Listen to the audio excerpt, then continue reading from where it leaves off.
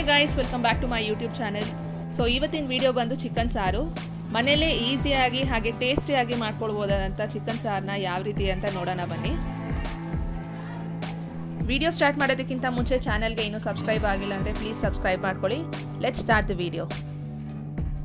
ಇಲ್ಲಿ 2 ಮಸಾಲ ಪೇಸ್ಟ್ನ ಮಾಡ್ಕೊಳ್ಬೇಕು. ಸೊ ಮೊದಲನೇದಾಗಿ ಇಲ್ಲಿ ಒಂದು ಬಾಣಲಿ ತೊಗೊಂಡು ಇದಕ್ಕೆ 2 ಈರುಳ್ಳಿನ ಹಾಕ್ಕೊಳ್ಳಿ, ರಫ್ ಆಗಿ ಚಾಪ್ ಮಾಡಿರೋ ಅಂಥದ್ದು.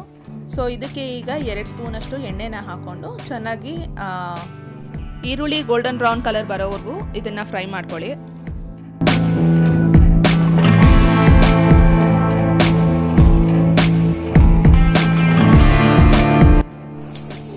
ಈಗ ನೀವು ನೋಡ್ಬೋದು ಈರುಳ್ಳಿ ಫ್ರೈ ಆಗಿದೆ. ಇದಕ್ಕೆ 2 ಸ್ಪೂನಷ್ಟು ಧನಿಯಾ ಪೌಡರ್, 2 ಸ್ಪೂನಷ್ಟು ರೆಡ್ ಚಿಲ್ಲಿ ಪೌಡರ್, ಹಾಗೆ ಸ್ವಲ್ಪ ಅರಿಶಿನ.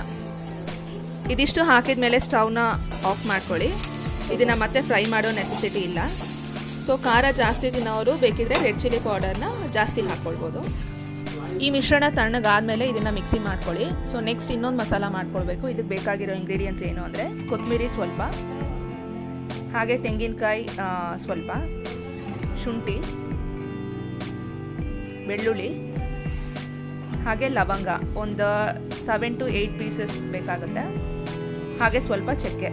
ಇದಿಷ್ಟು ಇಂಗ್ರೀಡಿಯೆಂಟ್ಸು ಇನ್ನೊಂದು ಮಸಾಲ ಪೇಸ್ಟ್ನ ಮಾಡ್ಕೊಳ್ಳೋದಕ್ಕೆ ಬೇಕಾಗಿರುತ್ತೆ.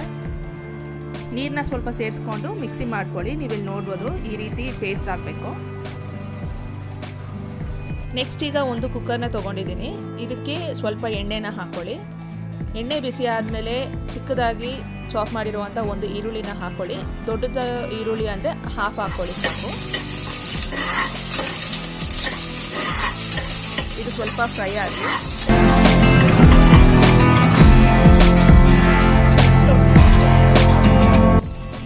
ಈರುಳ್ಳಿ ಫ್ರೈ ಆಗಿದೆ. ಈಗ ಇದಕ್ಕೆ ಚಿಕನ್ನ ಹಾಕೊಳ್ಳಿ.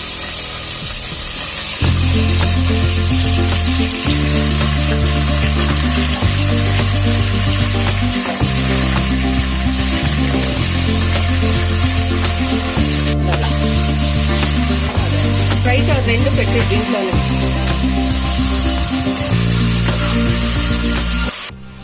ಈಗ ಇದಕ್ಕೆ ಉಪ್ಪು ಹಾಕ್ಕೊಂಡು ಒಂದೊಳ್ಳೆ ಮಿಕ್ಸ್ ಕೊಡಿ.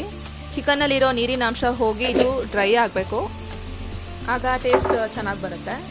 ಸೊ ಇದನ್ನು ಒಂದು 5 ರಿಂದ 8 ನಿಮಿಷದವರೆಗೂ ಹಾಗೆ ಫ್ರೈ ಆಗೋದಕ್ಕೆ ಬಿಡಿ.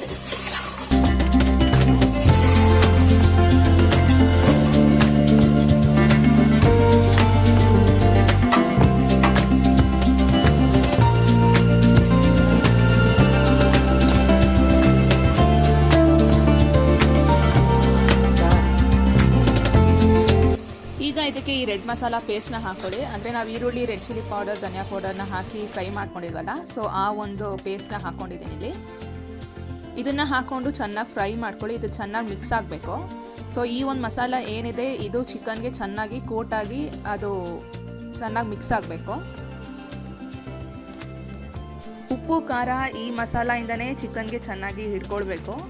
ಅಂದರೆ ಚಿಕನ್ನ ತಿಂದಾಗ ಆವಾಗ ಸಪ್ಪೆ ಸಪ್ಪೆ ಅನ್ನಿಸ್ತೀರ, ಚೆನ್ನಾಗಿ ಅದು ಟೇಸ್ಟಾಗಿ ತುಂಬಾ ಚೆನ್ನಾಗಿರುತ್ತೆ ಈ ಮಸಾಲ ಟೇಸ್ಟು.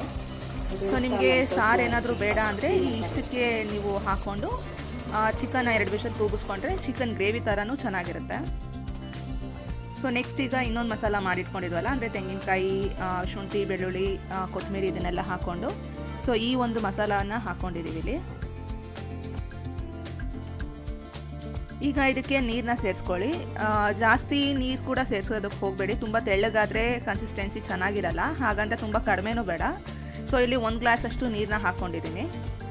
ನೀವು ಕನ್ಸಿಸ್ಟೆನ್ಸಿನ ನೋಡಿಕೊಂಡು ಹಾಕ್ಕೊಳ್ಳಿ. ನಾನು ಇಲ್ಲಿ ಕನ್ಸಿಸ್ಟೆನ್ಸಿ ತೋರಿಸ್ತೀನಿ, ನೀವಿಲ್ಲಿ ನೋಡ್ಬೋದು.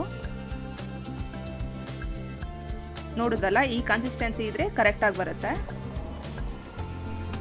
ಸೊ ನೀರೆಲ್ಲ ಹಾಕಿದ ಮೇಲೆ ಕನ್ಸಿಸ್ಟೆನ್ಸಿನ ನೋಡಿಕೊಂಡು ಇದು ಒಂದು ಕುದಿ ಬರಬೇಕು. ಚೆನ್ನಾಗಿ ಅದು ಒಂದು ಬಾಯ್ಲ್ ಬಂದಮೇಲೆ ಕುಕ್ಕರ್ ಲಿಡ್ನ ಕ್ಲೋಸ್ ಮಾಡಿ 2 ವಿಷಲ್ ಬಿಟ್ಟರೆ ಸಖತ್ ಟೇಸ್ಟಿ ಆ್ಯಂಡ್ ಯಮ್ಮಿ ಆಗಿರುವಂಥ ರುಚಿಯಾಗಿರುವಂತಹ ಚಿಕನ್ ಸಾರು ರೆಡಿ ಆಗುತ್ತೆ.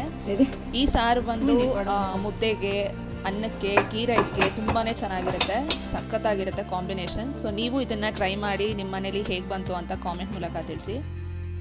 ವಿಡಿಯೋ ಇಷ್ಟ ಆಗಿದೆ ಅಂತ ಅಂದ್ಕೊಳ್ತೀನಿ. ಇಷ್ಟ ಆಗಿದ್ರೆ ಲೈಕ್ ಮಾಡಿ, ಶೇರ್ ಮಾಡಿ, ಕಾಮೆಂಟ್ ಮಾಡಿ.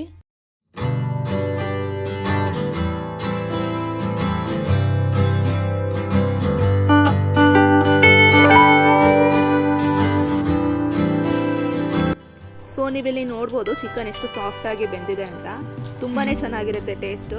ನೀವು ಒಂದ್ಸರಿ ಟ್ರೈ ಮಾಡಿ ಯಾವ ರೀತಿ ಬಂತು ಅಂತ ಹೇಳಿ. ಚಾನಲ್ಗೆ ಇನ್ನೂ ಸಬ್ಸ್ಕ್ರೈಬ್ ಆಗಿಲ್ಲ ಅಂದರೆ ಪ್ಲೀಸ್ ಸಬ್ಸ್ಕ್ರೈಬ್ ಮಾಡ್ಕೊಳ್ಳಿ. Thanks for watching. ಬಾಯ್.